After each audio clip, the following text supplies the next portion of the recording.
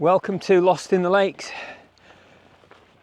and tonight we're going up there.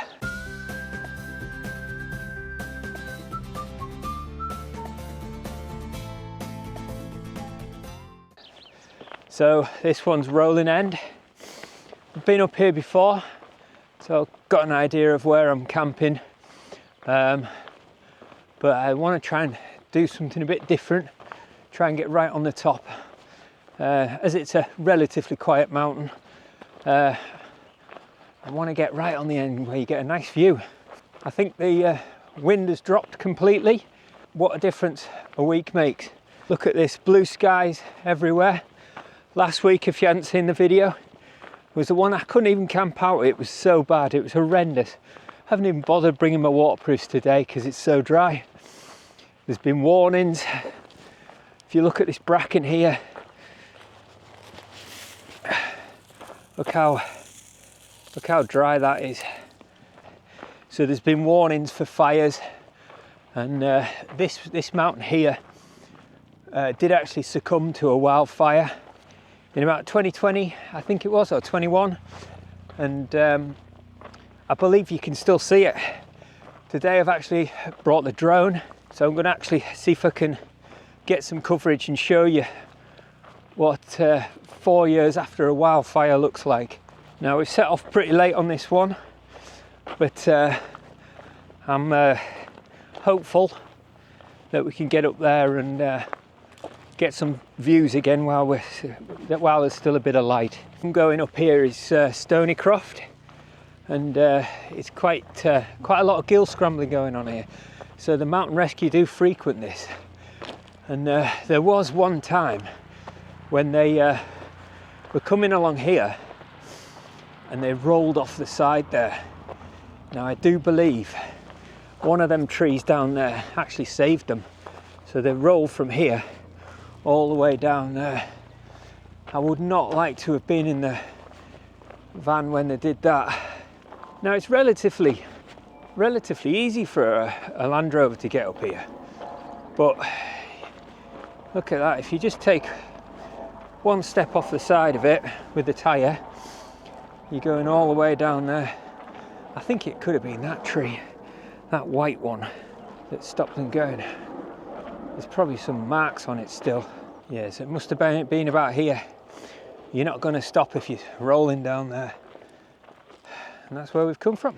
Last time I went up Rolling End, it was up the front here, straight up there, around, and then across the top there, up by the lowly tree, which is almost near the top. It's about as warm as when I did Elm Crag. Probably a bit warmer because the wind's just completely dropped off. So I've got this alpha top on, which just lets the wind through and lets you breathe. But also when it calms down, it keeps you warm. So it's a good little sort of first layer. I've got a t-shirt underneath this as well, but I'm way warm enough. Like I say, I haven't brought any waterproofs. I've got a windproof to go over, and I've also got my down jacket for tonight, because albeit we're in April now, it's still cold at night. This is the gill that they do loads of gill scrambling in. You can pick up a local guide and take you down. Keswick Adventures or Keswick Extreme. I think Keswick Adventures is probably one of the better ones. They always seem to be up here. There's a few people coming off the fell there. 4 people already. If we're doing well for time, might even go up to Causey, but I'll wait and see what we're like when we get up here. We'll be doing an out and back, we'll be going that way and then up that way. Okay, so here we're going to take a left, and the path goes back down again and then back up. So I might, this little area here, I might just try and sort of cut across up there just to cut a bit of time out. Typical Keswick. I'm walking up here, and who do I see coming down? My next door neighbours. So we had a quick chat and they went off. that's how it goes around here. Pretty much everyone's into the mountains. To be honest, if you're not, there's nothing much more to do around here. But why wouldn't you, eh? Look at that. Down there's Stonycroft Gill. This is the one that they do the gill scrambling on. This is one of the little breaks that you can get by this quarry. And this is where we're going to cross over on these stones here. When the river's really high, this is almost impossible to cross, but at the moment it is stunningly low. And as you can see, this is one of the sort of slides that you go into a pool. And then there's another bit just down there that you kind of dive off into. So you can see why people like it. It's got some good parking and it's easy access. Looks like all that sort of bit from the quarry or whatever it is, it's all been mined, and that's all the shale there. Just in the sunshine there is Catbells, quite a famous mountain. Pretty much everyone goes up it that comes to the Lake District. It's a really busy mountain, so it's quite good if you don't know where you're going, because there's so many people that go up it. It's quite easy as an out and back to go up the ridge. I've got a guide of how to walk up there. I think I'm going to do another one sooner or later. Stunning little beck, this. You know, you can really see why it's got so much appeal. Don't know if you can see, but they've even got some, let's see if I can zoom in. There we go. They've even got some chains going down there to sort of help you walk past some of the steep bits. Kind of having second thoughts whether I should go up there or I should just take the footpath, because it is pretty steep. It's a lot steeper than probably it looks on camera. It'll be a push, and the bit that I thought was a path is actually this little beck here, so this will be quite boggy. So I might just, and I do know there's a couple, that path does get quite wet, so there is a couple of sort of runoffs this mountain, and obviously you go into the river. So I think I might just have to get a wiggle on and take the footpath itself. Some running training. This is quite level here, so it's fairly easy, but when you've got big weight on your back, obviously makes it a little bit harder. Oh, just noticed a path further down there. It must be where they come off the gill scramble, because you can come off here or you can go right down to the road. Cut a few minutes off my walk. I think we're going to get a rush on. Right, there we go. We got to there, and we're on our way up now. And I've just fallen over. Right.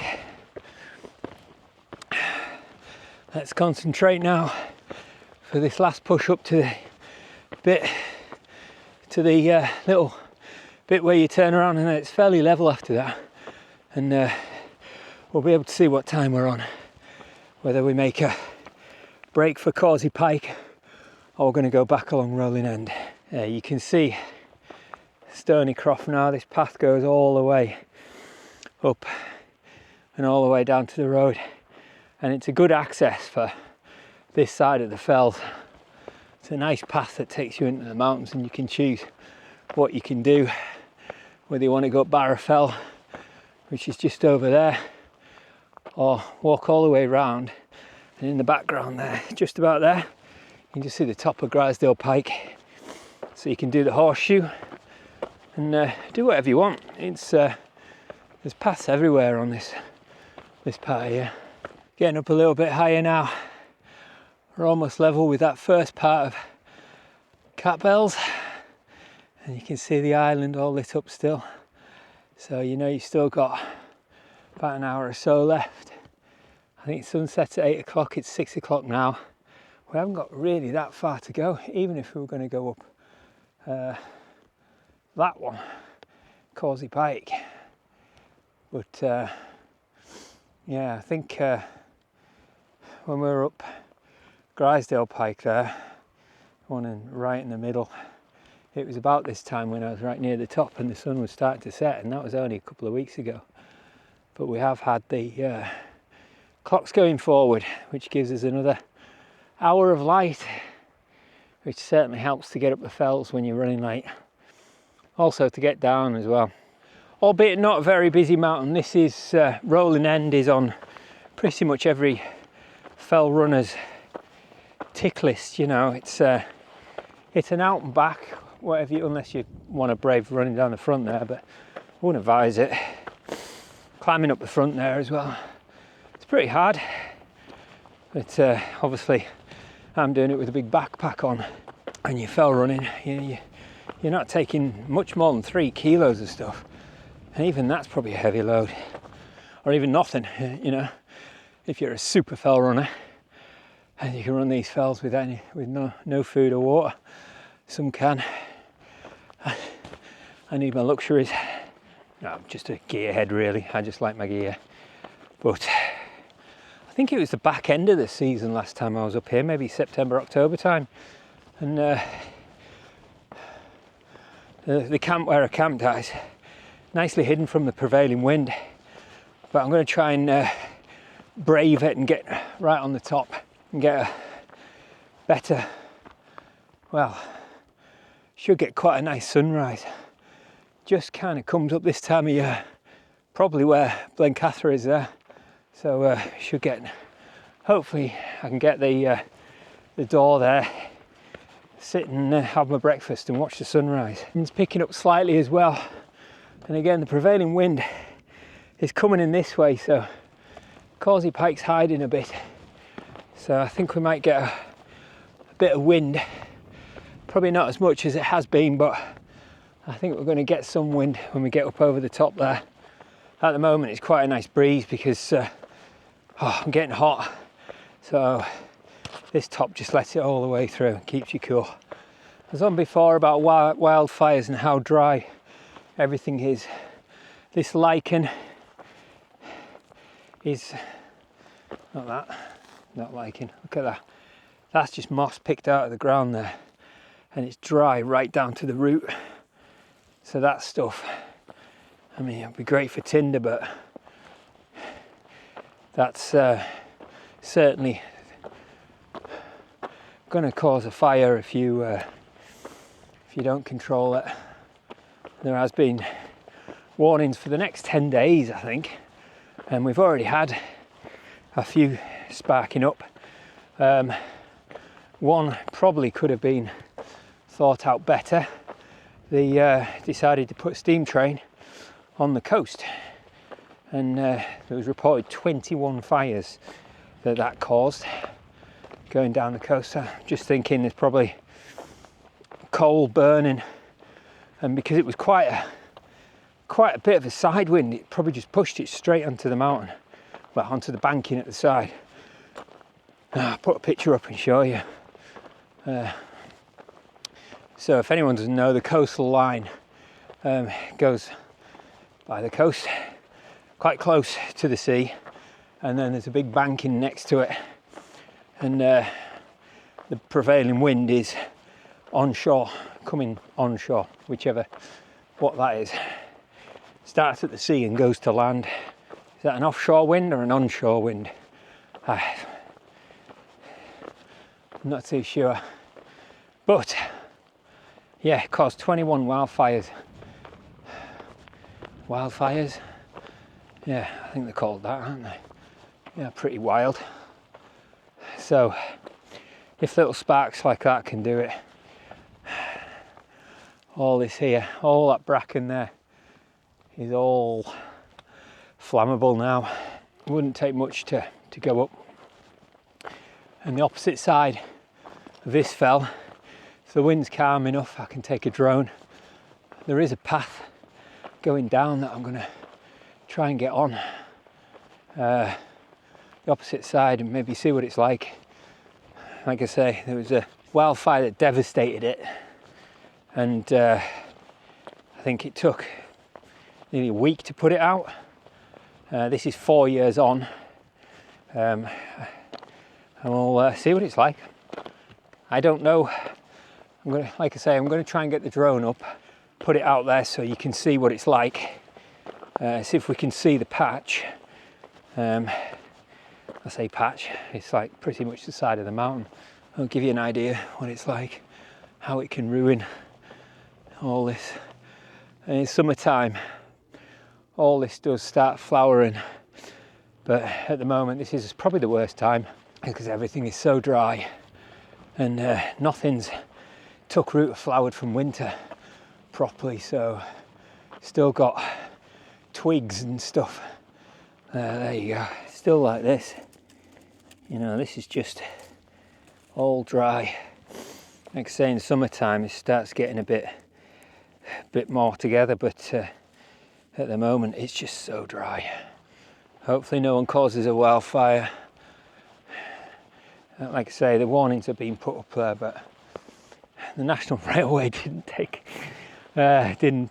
about it, which you would think they would. But anyways, so you can just see, looking back there, we're going to get this sort of view. Oh, it's looking gorgeous, isn't it? It's nice. So we're going to get up. Obviously this shadow, this shade is going to slowly start creeping across. But hopefully we get up and we get over to the other side, right on the top on that ridge. There's Causey there, just almost in darkness. Let's have a, there we go. What? It won't do it. There. Anyway, well, onwards and upwards. This bit here, it's pretty much straight up. So yeah, it's pretty steep on this section. It's right at the end as well, just to rub it in. Just powdered, oh, I can't speak. Just powered up that bit there. It's pretty much straight up. It does zigzag a little bit, but there we go, we're on the last zag. And this just takes us up to the ridge now.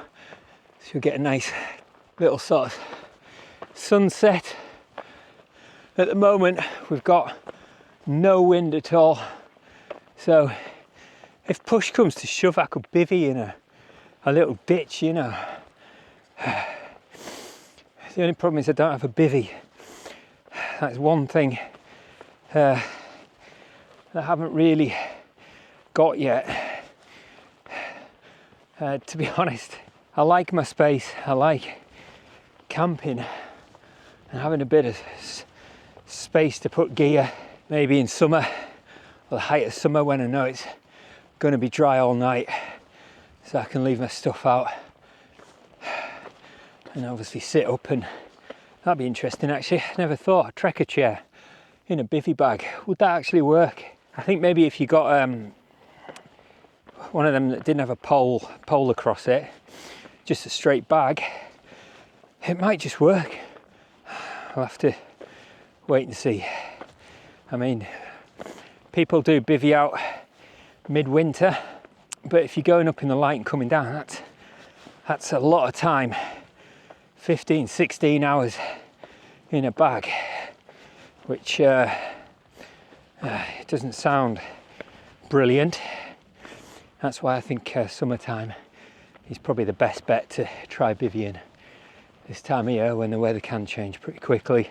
I'm not going to bother. Who knows?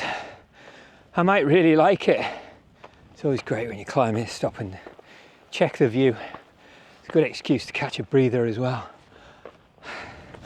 That's the secret. If you're struggling and yeah, you just sort of turn around and go, oh, look at that view. Oh, it's stunning. I just want to take this in for a bit and then just get your breath back. Nearly there, nearly on the ridge. And we're not far off the top of Causey actually. I don't know, I'm still going to camp on Rolling End, but if we've got time, I'm at this top bit here, turns into a bum bag, so I can load it up with a couple of things. Maybe have a little wander up Causey. There's a bit of a scramble at the top there, but there is a little path down the side, if anyone knows it. It's like a little fell runner's sheep track sort of thing. Oh, we're getting near the top now. We're going to be walking back across that way. We're still in the sun at this, still in the shade at this point, but when we get up over the top there. It should be in the sun. You see the bottom of Causey looking up, and this is the path here that we're taking to find our camp for the night. Over this ridge, should get quite a nice little view now. There you go, so it's pretty level all the way to the end. Look at this. It's absolutely stunning. Let's go up here. Well, there's a little bit of wind just to keep the midges off, but nothing too bad. So we can hopefully get pitched near the summit. I say summit, it's probably hard to say. I mean, I am higher than the summit now, so is this it? But yeah, there's actually a little space over here. This is just so dry at the minute. This down here is Rigbeck. We're just looking over. Here is where the fire was. This was all like that, and now it's just barren. And this is 4 years later. All the side of this fell, including them trees there. I think quite a few of the trees down there got burnt, and it came all the way up here. I'll get the drone out when we get set up and get it sent across, see if we can actually see it. It might be a little bit too windy. That's Robinson up there, High Snock rig, camped over there. I've done nothing to the left of that. All this is done, and obviously cat bells. You can probably see a few people up there tonight. Bleaberry Fell up there. Here at the moment we're still in the shade, which is actually quite nice. A nice little breeze, just keeping that heat off, keeping me cool. There's another little spot here, potential camp. I think there's another little spot there as well, to be honest. Like I say, I'm not too worried. Last time I was up here, I was just kind of still new to the old camping thing. I'm getting used to where to look, you know, like what to look for. I can quite happily say I've done a year's camping.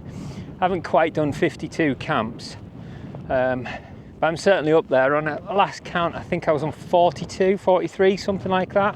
So it'd be nice to get the 50th done. Long may it continue. This is something that started, something I've always wanted to do, and I've put it off, and you know, you make your excuses, but you know, it kind of fills quite a lot of wants. You're in the mountains, you get to buy gear if you like gear, and two, you get a night out, a night away that's not you know, I'm not going in the pubs, I'm not rolling in at the house drunk out my head. I'm just up in the mountains having a bit of me time. And I think this year that I've had has really sort of cleared my mind, and being able to get into work a bit better, you know, get back in, and just like the little adventures that I'm having. Last week I didn't camp, but I still, you know, still got out there, and I think that's where I camped last time. It looks very similar. I thought it was a bit further on, maybe it is. I think this is probably why they call this rolling end. It just keeps on going up and down. So there is like little spots you can pitch a tent just on this side, or I don't think there's any on the other side, but like I say, the prevailing wind usually is this way, so it makes it not a bad one to camp on. And like I say, it's fairly quiet as well. So I've got the sun right on my back there, so it's hard to film. Maybe if I do this side, you can see them fells. I think it was similar weather last time I was here, to be honest. Fairly warm, fairly nice. Oh no, we've still got a long way to go yet. This does go on and on, this mountain. it rolls on right to the end. I'll have to do a little bit of research and see why this thing is called Rolling End. Just seems a sort of funny name for a mountain, really. Still got a little bit further, and I'm pretty sure, yeah, I can see where the stones are now. I camped just down there, just from the top actually. Looking at it, there's plenty more places. There's a nice little place over there on the left. I want to get over this side because you get this view of the lake, and obviously you'll get the sunset as well, sunrise, and hopefully. No, it's a bit. This time of year, it's it's behind Causey, so I don't think we're going to get a sunset. We'll definitely get a sunrise, and we'll get some nice colours on these mountains when the sun goes down. Actually, looking at it this time of year, because all the bracken's still dead, there's plenty more. Like there's footpaths that I didn't even notice last time. Yeah, this is a nice little clearing actually. Still not quite on the end there, so we're going to have a little walk over, but we've definitely got one to come back to. Look at that stunning view. It's Dale Head just over there. You've got Robinson, Hinesgarth and Dale Head just there. Again, all looking down at the bottom here. One to go on. Nice little ridge walks as well. Wind's picking up a little bit now, but we'll see how it goes. That is one good thing about the Solo, the Hilleberg. You can actually pitch it pretty much in any angle. There's the optimal angles, obviously, but because it's so sturdy in gusts like this, it's fine. There's nothing to worry about. Anything below 20, 30 mile an hour winds, like, you know, if it's gusting at 30, you could probably get away with pitching it in any angle, really. Look at that, eh? Stunning views there.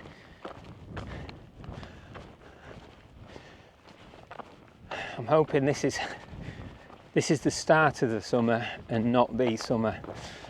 Last year it was pretty much, well, I don't think we had a week of dry. It's been 5 years since we last had a real good summer, but we all know what happened 5 years ago. Some of us had real good summers, others didn't. Can't believe that's 5 years. I can't get to my pitch because I'm too busy stopping looking at how nice the view is. I want to get it up so I can get some, so I can get the drone out and fly it out and get some daylight while I'm doing it. If my memory serves me right, this little bit here was where I camped last time, just down on the left. Remember this bowl here? Yeah, there's no wind at all here. No, it is on a bit of a slope. I can't remember exactly where I pitched. I think it was round about here. It is on a bit of a slope. Maybe it was this point here, just below this dip here.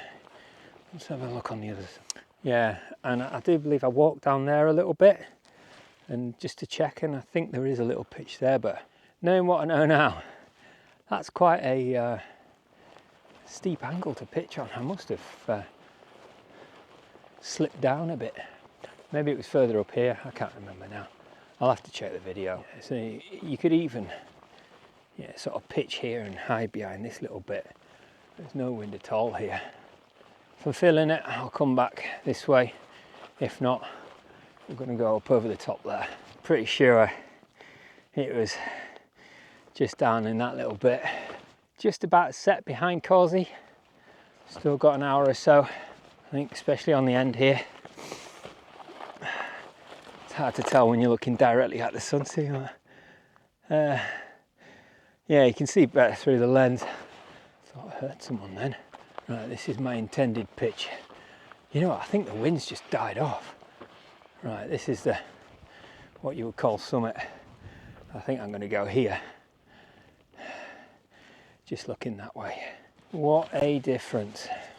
Part of me was thinking of going back to Bowscale Tarn and attacking that, but I think because the weather's so nice and it was so crap last week, it's going to be inundated with wild campers. So I thought I'd take the choice, come up here, just check the wind. Yeah, you can see where that wildfire was. I'll show you in a minute. All right, let's get this tent up. I could probably pitch this without any pegs. Yeah, it's a little bit off camber. I thought it was a lot flatter than this, so what I remembered. But I can play around with it anyway, and have a little jaunt. Probably here. I don't know. We'll look at something. Let's get these poles out now. What's the view looking like? You're so far back. Yeah. So you're just looking off to them mountains. I wish I had a memory for mountains. I've climbed them, but I always forget them. Causey Pike was always one I used to forget. There's flies. We've got midges. Not many, but we've got them. It shows you how non-windy it is. Little tiny ones as well, little buggers. They'll be in the tent with me tonight. Can't believe it, the wind's just totally died off.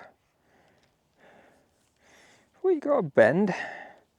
Seems to be more of a bend in that one than normal.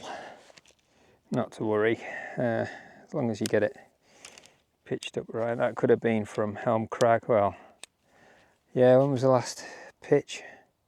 It was Helm Crag, wasn't it? I do remember pulling it to one side. I remember it being wonky. That's probably when I bent it.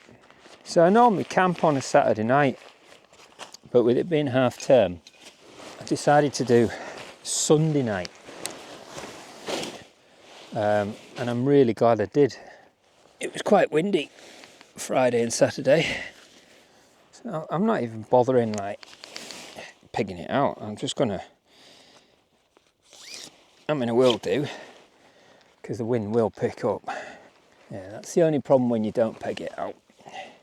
It's a bit of a pain to get these poles in. Falls over.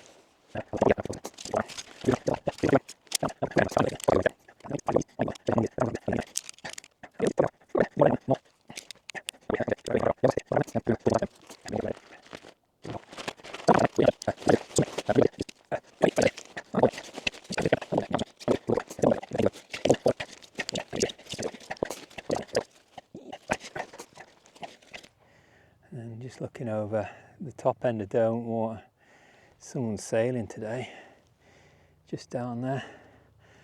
That island with the house on there is Derwent Island. The one at the top here, St Herbert's, ramps on next to it. Quite a few people camp on them. You can hear an off-roader. Notice that this mic doesn't really pick it up, but yeah, that's down there is what used to be called the Purple House, and it has got a purple door on it now, and that was because they knocked down the Purple House and built this lovely big house in its place, but it didn't stay. It stood off the road, but they kept the door purple as a sort of gentle reminder of what used to be there. I do believe that is you can rent that out. There's a few holiday cottages up here. You could maybe rent that thing out as well, I don't know. But there are a few holiday cottages all the way up this valley, sort of strewn about. But it's, yeah, busy but quiet. There's a bothy you can rent out that goes all the way up there. It's like a private bothy, so you can't just walk up and get to it. You need a key. Right, I'm going to put my windproof on, because so I've got this little thing. Look at that. This is the Arc'teryx Squamish. Now it's just a windproof, it's not a waterproof, but I bought it a week or so ago, just for the weather changing. Packs into a little side pocket there.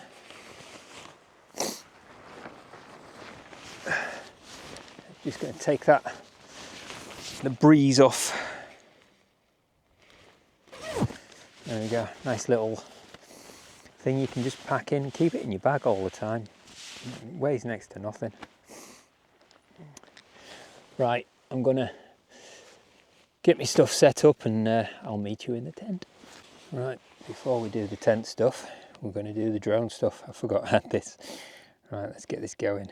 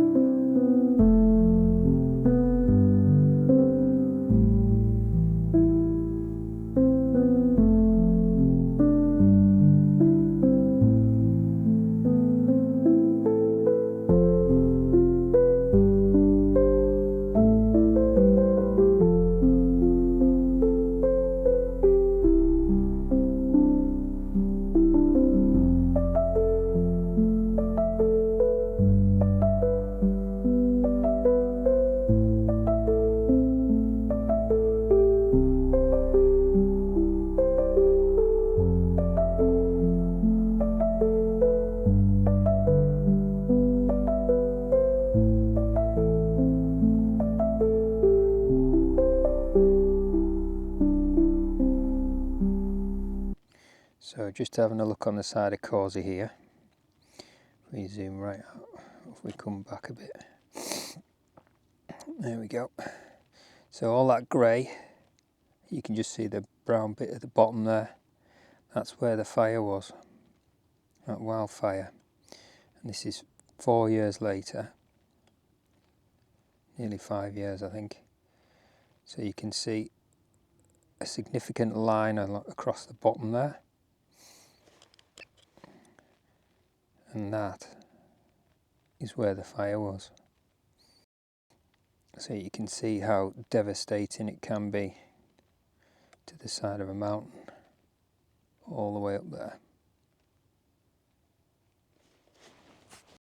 Again, you can see a significant line on the left of the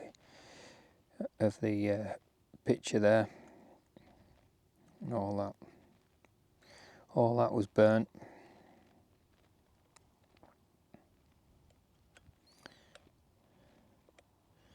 And it's taken ages to grow back. Right, we're just trying to play with got a light kind of set up here. So tonight we've got this Soto MSR kind of setup. So we've got this little titanium pot. This is the Soto wind burner, not the Wind Master. There it is. So you've got this little thing here. Actually, if I angle it down like that, it's probably better. So you've got this little setup here. You click it in there, and then once it's in, it sort of stays in, quite sturdy. Then I put it onto this, which is the MSR remote stove setup. Let's see, like so. I like this because it's got a clicker as well, little thing to ignite it. There we go. Then that makes it a nice low profile kind of setup there. Let's see. There we go. There we go. So that's coming through now. So we've got this the full meal, like the couscous one. I do believe this is, yeah, real field meal. So I do believe this one's like army ration type thing. Okay, let me just turn this off a second. Right, let's get some water on. I'm going to guess at 300 ml. Click. And then this should sit nicely on there. So this stove here is titanium. I don't believe this is titanium, but it does add a bit to the weight, but the convenience is so much better. It's a good test out though. I do like this. This is one of the things that always goes with me. And it's compatible for all stoves. Is that boiling now? Let's have a look. Let's just get this lid off. So I'm going to have to pour the water in before it gets too cold. Just at the fill line now. That wasn't a bad guess. There's only that little bit of water left. Tasting alright, it's tasting quite good that. Right, that's got to sit now for 8 minutes. 8 minutes to rest. So I'll bring you back in 8 minutes. Right, it's now ready. The real Termit field meal. Now these, don't think you can get these in many places. This one's French. So it's couscous. I can't speak French, but I think, oh here we go. With lentils and spinach. Right, let's try this out, see what it's like. Again, the real Termit. This field meal. Look at the colour of it, it's a different colour than the normal ones. So this one's more for rations, army rations. This one is vegan safe, so even vegans can eat it. Full meal, we call it. Well, actually it does say field meal on it. And I'm not sure if the other ones do. I don't think they do. It's got just enough spice and flavour to taste nice. I think there's like some nuts in there as well. Let's have a look and see what it says. So we've got couscous, 32%, lentils, 13%, and then you've got soy protein, seasoning,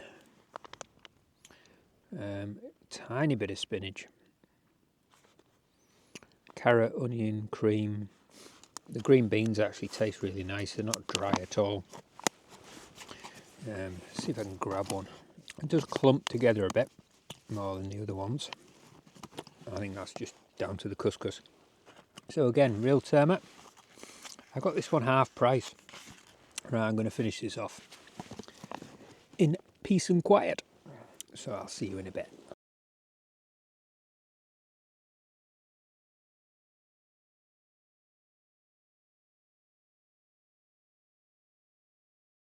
Good morning. The sun is up. So let's spin you around so you can see. The sun is up. It's in my eyes, but it's good light, so sacrifices we have to do for YouTube. We even had the drone out for the first time. It's not the first time I've flown the drone, but it's the first time I've used the drone for this channel. And I can probably officially say summer is here.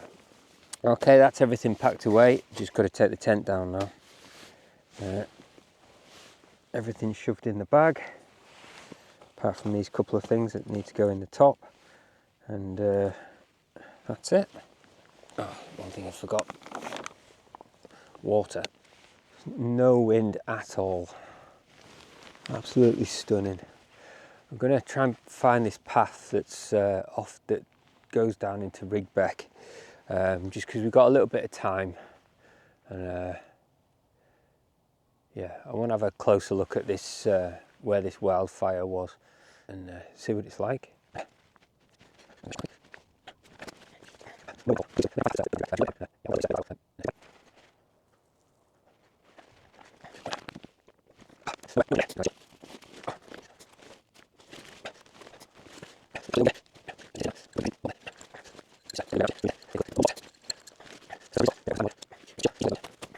Right, it's time to get this on my back. Hey, I like that trick. Oh, right, there we go. As usual, leave no trace. And because we've met no one here tonight, or today even, no one knows we've even been here. Right, I'm going to head off down that way and try and pick up this path and see where we are. I'm pretty sure there is a path down here. I've just checked the OS map and there's no recognised path, but that's nothing to say.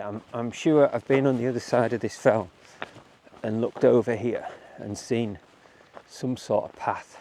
There we go, this is the path that is not on a map, but look, it's certainly a recognised one. People have definitely been using it. Now, compared to the other side of the mountain, this is where the fire hit. Look at this. It is just barren.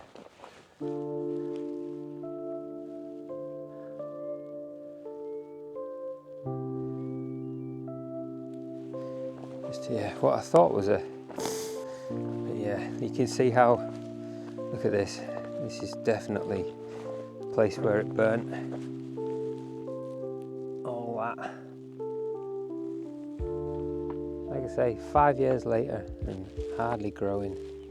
It looks like you've got vegetation here, but compared to, yeah, this path's pretty steep. I can see why it's not on a map, but I wanted to do this to show you what a wildfire can do. You know, I keep saying this is 4 or 5 years old nearly, and it's still, I mean, the greenery's coming back, but there's still a massive difference. I suppose the good thing is I can't see any wildfires. You know, I can usually see a bit of telltale haze, smoke in the distance, but certainly around sort of North Cumbria there isn't any. But we've still got quite a few dry days, and with it being Easter holidays, it's quite busy as well. I say wildfires, I mean, they could be started with a bit of glass, you know, just a bottle thrown into the bushes, and then it suddenly magnifies, and it could be something as simple as that. And also, hate to say it, could be also done maliciously as well. Now, I think this one up here, it looked like when we were looking at it in the news, it looked like it started from the beck and worked its way up. They can work down the fell as well. I've seen that. There was one on Windlatter, and that started up at the top and worked its way down. Again, big steep banking as well. You wouldn't think it would go as quick, but it does. But this one, I think, started at the bottom and worked its way up. Funnily enough, there's a bit more vegetation down there, and it looks all right. But we're coming, so this path now is coming to the edge of where the fire was, to where it got stopped. So again, you can see this vegetation and that brown line there, that's where the fire stopped. So again, we're coming up to where the fire stopped. So here we've got open path, not very much vegetation at all. There's a distinct line. This is probably where they made a fire break. It looks like a footpath or something. And then this is where the fire didn't get to. Obviously little bits here. Look at the difference.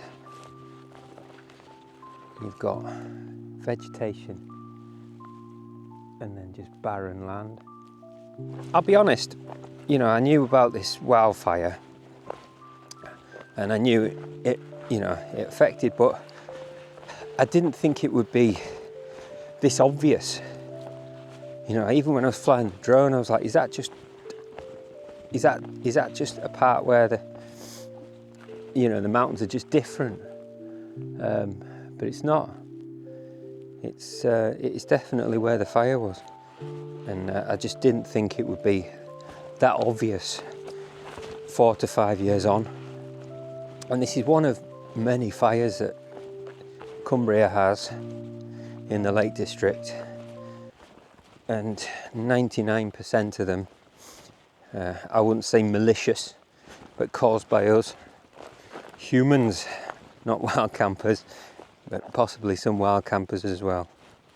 So please, you know, don't have fires. People say, oh, it's safe, it's in a fire pit, and you know, stuff like that.